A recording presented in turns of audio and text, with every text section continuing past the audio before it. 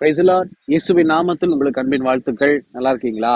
இந்த நாளிலும் கூட கர்த்தர் நம்ம கொடுக்கிற ஒரு நல்ல வசனம் என்னன்னு சொல்லி பார்க்கலாமா? 1 ராஜாக்களின் புஸ்தகம் 3ஆம் அதிகாரத்துல 10வது வசனத்திலே சொல்லுகிறது, கவனித்து பாருங்க. சாலமோன் இந்த காரியத்தை கேட்டது ஆண்டவருடைய பார்வைக்கு உகந்த விண்ணப்பமாயிருந்தது. இன்னைக்கு சாலமோன் கேட்டது ஆண்டவருடைய பார்வையில சரியான விண்ணப்பமா இருக்கு. அவருக்கு ஏற்ற, அவருக்கு சித்தமான விண்ணப்பமா இருக்கிறது.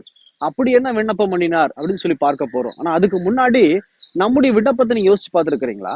நிறைய கிறிஸ்தவங்க ஜெபிக்கிறீங்க, இல்லைன்னு சொல்லல. ஆனா உங்க ஜெபத்துக்கு பதில் வருதா? உங்களுடைய விண்ணப்பம் அப்ப சரியா இல்லைன்னு அர்த்தம். ஒரு சில ஜெபங்கள் தாமதமாகிறது எதுக்கு அப்படின்னா, கர்த்தருடைய நாமத்தின் மகிமைக்காக தாமதமாகும். எப்படி மரித்த லாசருவுக்கு தேவன் தாமதப்படுத்தி லாசருவை விடுதலை செய்தாரோ, இதன் மூலயமா தேவனுடைய நாமம் மேம்படுச்சுல்ல, அதுக்கு ஒரு காரணமா இருக்கும். ஆனா பலருடைய காரணம் என்னன்னா, அந்த ஜெபத்துக்கு பதிலே வர்றது இல்லை. என்ன காரியம்? நம்முடைய விண்ணப்பம் சரியில்லை. என்ன பர்பஸுக்காக நம்ம ஜெபிக்கிறோம்? ஆண்டவர் பாப்பாரு. சும்மாவெல்லாம் ஆண்டவர் கொடுக்க மாட்டார். ஆண்டவரே எனக்கு இது வேணும், அது வேணும், விடுதலை வேணும், சுகம் வேணும், இந்த பொருள் வேணும், அந்த பொருள் வேணும், இந்த இடம் வேணும், ஏசப்பா கண்ணீர் வடித்து ஜெபம் பண்ணாலும் என்ன பர்பஸ்ங்கிறத தெளிவா நீங்க ஜெபிக்கணும். அதாவது கருத்தா நம்ம ஜெபிக்கணும். இல்லைன்னா ஜெபத்துக்கு பதில் வராது. இங்க சாலமோன் எப்படி ஜெபிச்சிருக்கிறாரு அப்படின்னு சொல்லி நம்ம கண்ணோக்கி பார்க்கணும். 1 ராஜாக்களின் புஸ்தகம் 3ஆம் அதிகாரம் 9ஆம் வசனம், அதுக்கு மேல இருக்கிற வசனத்தை வாசிக்கிற கவனித்து பாருங்க. ஆகையால் உமது ஜனங்களை நியாயம் விசாரிக்கவும் நன்மை தீமை இன்னதென்று வகையறுக்கவும் அடியனுக்கு ஞானமுள்ள இருதயத்தை தந்தருளும். ஏராளமா இருக்கிற இந்த உமது ஜனங்களை நியாயம் விசாரிக்க யாராலே ஆகும் என்றான். இதுக்குதான் ஆண்டவர் பதில் உடனே கொடுத்தார். நான் உன்னை ஆசீர்வதிப்பேன்னு சொல்லி ரெட்டத்தனையாய் ஆசீர்வதித்தார் சாலமோனுக்கு. சர்வசாதாரணமான ஜெபம் அல்ல. 2 பாயிண்ட வைக்கிறார். ஆண்டவரே, எங்க அப்பா தாவீதை ஆசீர்வதிச்சு இத்தனை ஜனங்களை கொடுத்தீங்க. இன்னைக்கு நான் ராஜாவா இருக்கிறேன். இதோ என் அப்பாவுடைய வழியில் நான் நடக்க விரும்பல, நீங்க சொல்ற வழியில் நான் நடக்கணும். அது மட்டும் இல்ல, இதோ நன்மை தீமை 2 பாயிண்ட். முதல் பாயிண்ட் என்ன வைக்கிறார் அங்க பாருங்க. ஆகையால் உமது ஜனங்களை நியாயம் விசாரிக்க. அதான் ஃபர்ஸ்ட் பாயிண்ட் சாலமோன் வைக்கிறது. ஆண்டவரே, இதோ இத்தனை ஏராளமான ஜனங்களை நியாயம் விசாரிக்கவும், 2வது நன்மை எது தீமை எதுன்னு சொல்லி நான் வேறு பிரிக்க, டிஃபரன்சியேஷன் காமிக்க, அதை நான் சரியா கண்டுபிடிக்க எனக்கு ஞானத்தை கொடுங்க ஆண்டவரேன்னு சொல்லி விண்ணப்பிக்கிறார். இன்னைக்கு நம்ம ஜெபிக்கிறோம்ல, நம்ம ஜெபத்துல என்ன பர்பஸ் நீங்க தெரியப்படுத்துறீங்க?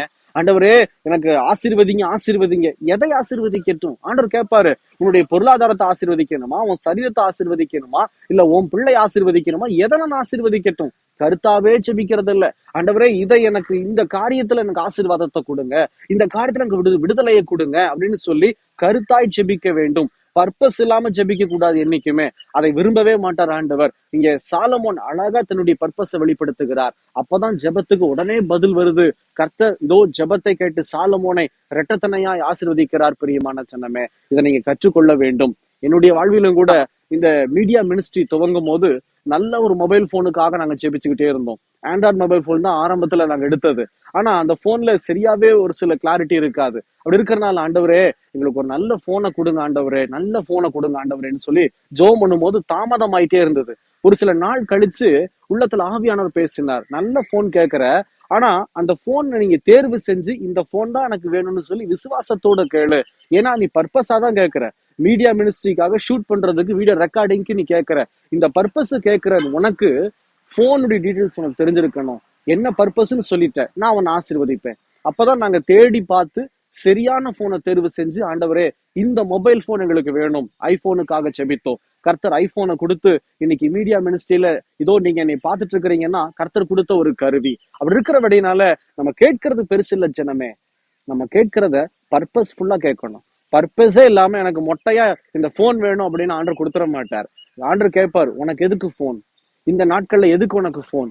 நிறைய பேருடைய வாழ்க்கையில பர்பஸ் இல்லாம ஜெபிக்கிறோம். பர்பஸ் இல்லாம ஜெபிக்கிற ஜெபத்துக்கு பதில் வராது. இன்னைக்கு சாலமோனை ஆசீர்வதித்தவர், இந்த அடிமையை ஆசீர்வதித்தவர் உங்களையும் ஆசீர்வதிப்பார். பர்பஸோட ஜெபம் பண்ணுங்க. சரியான விண்ணப்பத்தை செலுத்தி பாருங்க. விசுவாசத்தோட நின்று பாருங்க. கர்த்தர் உங்களை பலப்படுத்துவார். ஜெபிக்கலாமா? எங்களை நேசிக்கிற நல்ல ஆண்டவரே, உமக்கு ஸ்தோத்திரம். தகப்பனே, இன்னைக்கு சாலமோன் பர்பஸ்ஃபுல்லா ஜெபித்தாரேப்பா. இதோ ஜனங்களை விசாரிக்கவும் நன்மை தீமை வகையறுக்கவும் ஞானத்தை கொடுங்கன்னு கேட்டாரே. அப்படியாகவே நாங்க கருத்தா ஜெபிக்கணும். பர்பஸோட நாங்க ஜெபிக்கணும். ஜெபிக்கிற பிள்ளைகளை கண்ணோக்கி பார்த்து என் தேவன் ஆசீர்வதியும். இயேசுவின் நாமத்தில் அர்ப்பணிக்கிறோம் பிதாவே. ஆமேன், ஆமேன்.